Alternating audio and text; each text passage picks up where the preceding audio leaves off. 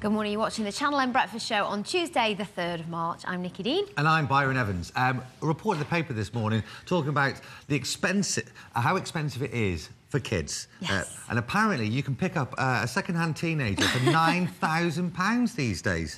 Isn't that incredible? It's amazing. I think you slightly misread there. I think that's the cost to maintain, shall we say, if you're the parent of a teenage child these days. It's estimated that just over £9,000, it's £9,042 to be exact, and this is a poll that's been done across teenagers of all ages, boys and girls, and then they've come up with an average. It seems an awful lot to me. It's 12 times, in fact, the 1975. Yeah. Well, the cost it was in 1975. The advent of mobiles and iPods have made the prices soar as regards to looking after your teenager. Do remember, they will depreciate in value. Once they've been driven off the forecourt, you can pretty much slash their value in half. Yeah, by about a third. Now, we were talking a little bit earlier on. Mike Bradley's got a teenage daughter, and he seems to think that that was underestimated. My golly. Yeah. It's expensive these days, isn't it? It is expensive, It's because they have fancy designer clothes and stuff. You can't go to school in the wrong trainers or I think it's a bit wrong T-shirt. I must admit, though, I think it's probably a bit of a conservative estimate at parts. When you actually consider, like, clubbing is 1,056, going to the disco, as they say. How many 13-year-olds do you know that go clubbing? This is an interesting one. Housekeeping, it costs £1,800. When have you ever seen a teenager do any housekeeping? I suppose, is that cleaning up? No, I think it means the cost to keep them in the house, so food, electricity bills and the like. It's a confusing story, isn't it? It certainly is, but all we know is, the long and the short of it, is that teenagers are darn expensive. Yeah, sell them. Yeah, see what you can get for yours. Yeah, see what you can get for yours. Just kidding. In a few minutes, we'll have all the latest sporting headlines with Mike Bradley and our regular business review with Kevin Feddy, the Deputy Business Editor of the Manchester Evening News. But first things first, let's get the latest news headlines with James Webster.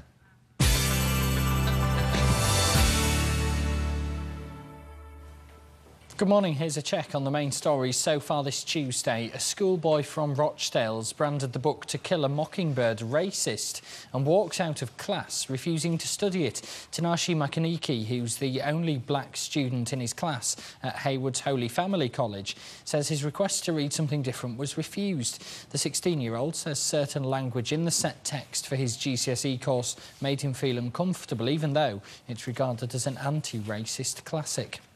Passengers from Manchester are hoping to finally reach their holiday destination later after their plane was forced to make an emergency landing. They spent most of the night in Athens after their Boeing 757 operated by Jet2 lost cabin pressure and had to divert to Greece.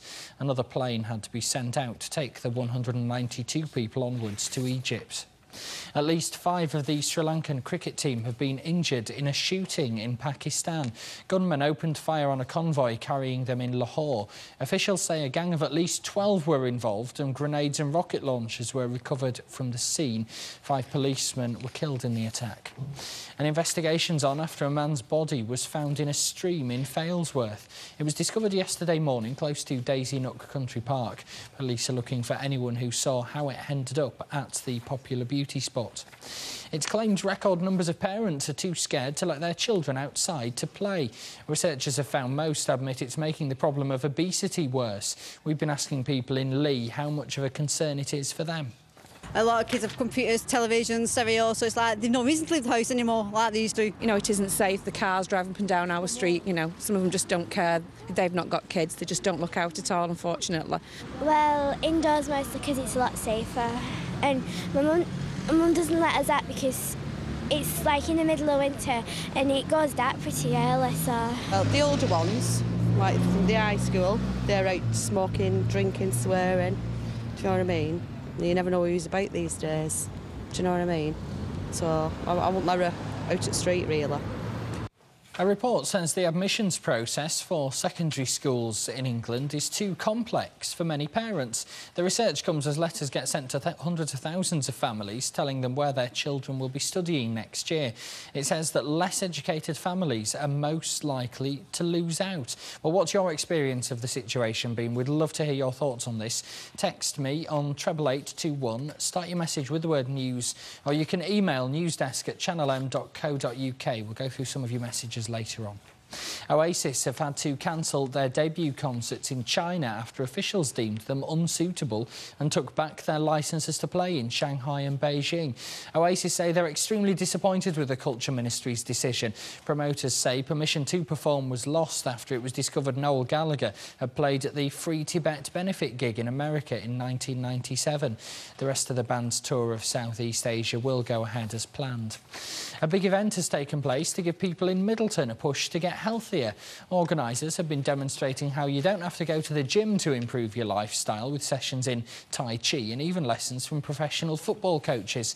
But it was the session on laughing that really pulled in a lot of interest. Testing to see if you have a sense of humour. Thank goodness you do. A good old giggle keeps you happy and fit, according to this laughology expert.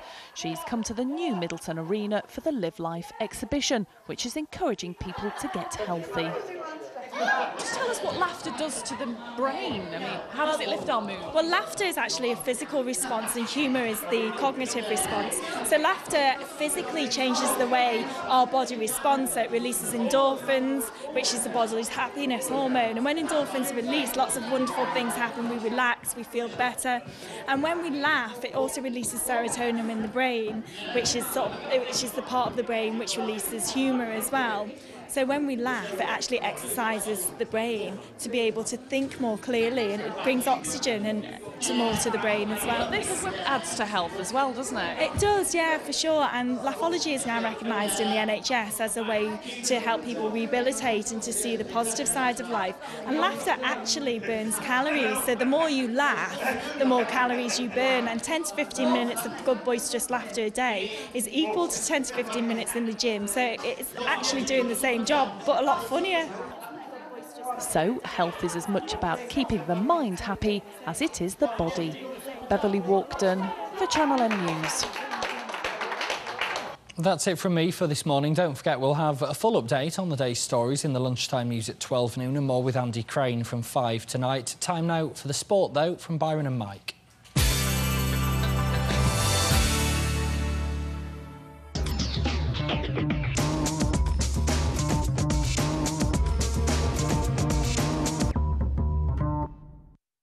Well, Ben Foster has been rewarded for his heroic performance in the Carling Cup final, helping Manchester United obtain the trophy. What's he got? He's got a big 4-year deal worth approximately £1.5 million starting from the end of this week. So United have moved quickly to secure his services. He is a natural successor to Edwin van der Sar. He was rightly named the Alan Hardiker Man of the Match. And I think in today's frugal times, £1.5 million for 4 years' work is about all he's worth. So it's not bad, though, is it? Not bad at all. It's not bad. Could get some more England caps out of that. I think he will do, yeah. Over the next 18 months, certainly will fill that #1 jersey for England. Right then, Mike, what constitutes a crisis for a football manager? Well, you must be talking about Mick McCarthy at Wolves, the Championship leaders. They've won 1 game in 11. The crowd were on his back after 12 minutes on Saturday, unbelievably. He said he's not under a crisis. He said, if my wife leaves me, now that's a crisis. Mick, I don't think he's seen his wife for the last couple of weeks, so probably is in a crisis. I'd check where their suitcases are, Mick. The Molyneux faithful can't be happy at all. They're not happy at all. But in Oldham, there's plenty of reason to smile. Plenty of reason to smile this morning. Quick look at the result from last night. Oldham against Leeds in League One. 1-1. Lee Hughes opened the scoring. Fully deserved lead at that stage, but they only held the lead for 2 minutes. Luciano Becchio equalised on 53 minutes. 7,800 the crowd. Boundary Park's highest crowd of the season. Oldham entertained Colchester this weekend, looking to rise up to third in the table should they win. But my bets this morning are they will meet Leeds in the playoffs. OK, well, moving on swiftly to cricket, and hardly a performance that makes you want to break into song, but let's say the title instead. Win, lose or... Well, I think it's another draw for the underachieving England Test side this morning. Some of the papers are saying it's a moral victory, but a moral victory in my book always means it's a defeat or a draw. England crawled to 279 for 2 yesterday to secure that draw. Alistair Cook, career best of 139. The final test starts on Friday. West Indies cannot be beaten, so the best we can hope for is the magic word, another draw. Another draw. Pretty shocking. I'd make them swim back. All right, swiftly moving on to football in the region, and Stockport County. Stockport County travel to Leicester tonight, the runaway leaders in their League One. Got a 21-game unbeaten run stretching back to October. County will be without Johnny Mullins, Dominic Blizzard, Carl Baker and Peter Thompson. The home side welcome back Jack Hobbs and David Stockdale, to already one of the strongest squads in the League One. So a tough fixture for Stockport County, but I think we can safely predict, and we'll come back to haunt me this, a score draw for the boys from Edgeley Park. Well, we'll find out tomorrow, won't we? So, but some promotion contenders in League Two in action tonight. Yeah, Bury and Rochdale, along with Macclesfield Town, in action this evening. Rochdale travel to Barnet, will be without Gary Jones, so they'll probably pick up a point on their travels. Macktown face the tough trip to Yorkshire to face Bradford. They'll be without James Jennings, and for Bury they'll be without Stephen Dawson and Ben Futcher. Although we've got a hamstring injury there, he will have a late fitness test. We don't expect him to be risked for this game tonight. So 3 games, probably looking at 1 win, 1 draw and 1 defeat. Right, OK, well, I'll hold you to that. We'll have a look in the morning. In the morning's breakfast show. OK, we've been following the fortunes of the ice hockey team here in Manchester. Phoenix, has it been 1 game too many for them? Well, I think it has. They play Basingstoke Bison this evening in Altrincham at 7:15. They'll be hoping for a better result than when they met the Coventry Blaze at the same arena on Saturday night.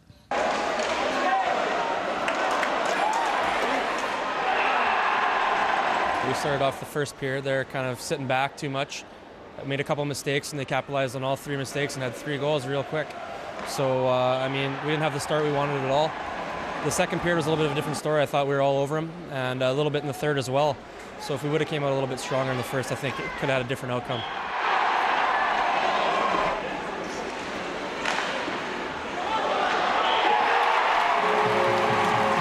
I wasn't even watching that. I was looking up ice because I just figured that it was going to be a, simple play back there, and he was going to, pass it to one of the D-men. I don't even know what happened, but then I just saw their player call their walk around the net and put it in the open net, which, kind of broke our backs there with us coming back. I'll probably get in the game hopefully before the Sunday game, so, Saturday looks good. Maybe a little bit Thursday, but, just want to take all precautions here and not risk injuring it anymore because there's more important games to come.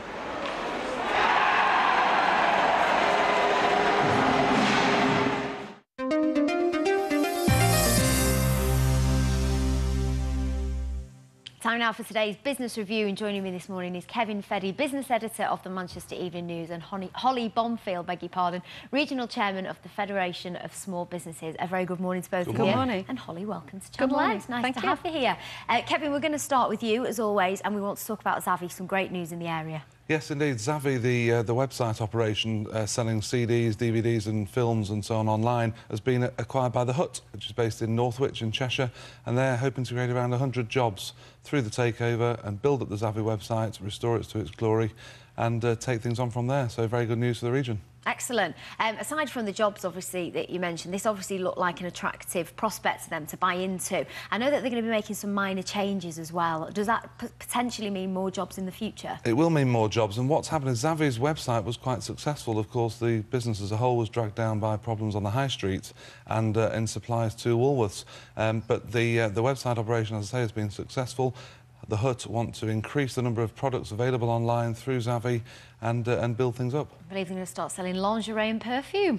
Very nice indeed. OK, next story. Co-op seals takeover bid for Summerfield. What's that all about? There's a deal that went through yesterday after months and months of negotiations and completions. £1.56 billion the co-op's paid for Summerfield stores. Takes it to a £7 billion plus turnover operation through its retail outlets. Cements its position as the 5th biggest supermarket and general grocery retailer in the country. Great news for Co-op. Holly, I know you wanted to comment on this. Yes, because whilst that's great news for the Co-op, it's not particularly good news for small businesses. Every time a big supermarket market comes into an area, small businesses go to the wall. So whilst it's good for one side, it's not good for the other side. And we're seeing so many small businesses, so many independent retailers on the high street going to the wall that we need to be careful of the big supermarkets. Makes it difficult to compete, I suppose, when these companies have such big buying power, don't they? OK, talking of small businesses, there's some lovely stories in the Manchester Evening News today about mums and daughters going into business together. Sounds great on the surface, but can there be problems, particularly with working members of your family, do you think? Well, yes, of course they can, but there's a lot of evidence that families do work well together. There are lots and lots of family businesses that are very successful. This is great news, these two mums and daughters getting together in business.